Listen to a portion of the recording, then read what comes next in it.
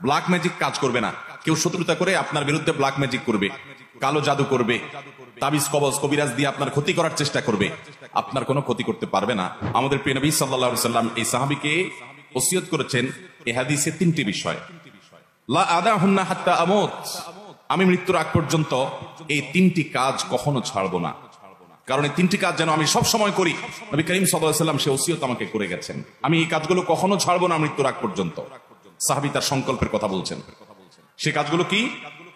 সাওমু সালাসাতি সিয়ামু সালাসাতি আইয়াম মিন কুল্লি শাহর, প্রত্যেক মাসে 3 দিন করে রোজা রাখা। প্রত্যেক মাসে 3 দিন করে কি রাখা? চান্দ্র মাসের 13, 14, 15 যেগুলোকে আইয়ামে বীজ বলা হয়। নবী করিম সাল্লাল্লাহু আলাইহি সাল্লাম নিয়মিত রোজাগুলো রাখতেন।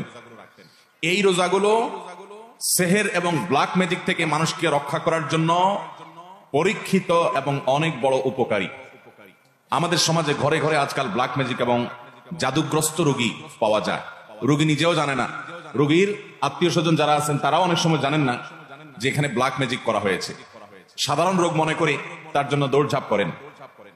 এই ব্ল্যাক ম্যাজিকের রোগীদের চিকিৎসার জন্য চান্দ্র মাসের 13, 14, 15 এই দিনগুলোতে রোজা রাখার কোনো বিকল্প নাই। আর যারা সেফে থাকতে চান, নিরাপদে থাকতে চান, ব্ল্যাক ম্যাজিক কাজ করবে না। কেউ শত্রুতা করে আপনার বিরুদ্ধে ব্ল্যাক ম্যাজিক করবে, কালো জাদু করবে, তাবিজ কবজ কবিরাজ দিয়ে আপনার ক্ষতি করার চেষ্টা করবে, আপনার কোনো ক্ষতি করতে পারবে না। সকাল সন্ধ্যার দোয়াগুলো পড়বেন, আর সেই সাথে এই চান্দ্র মাসের 13, 14, 15 এই দিনগুলোতে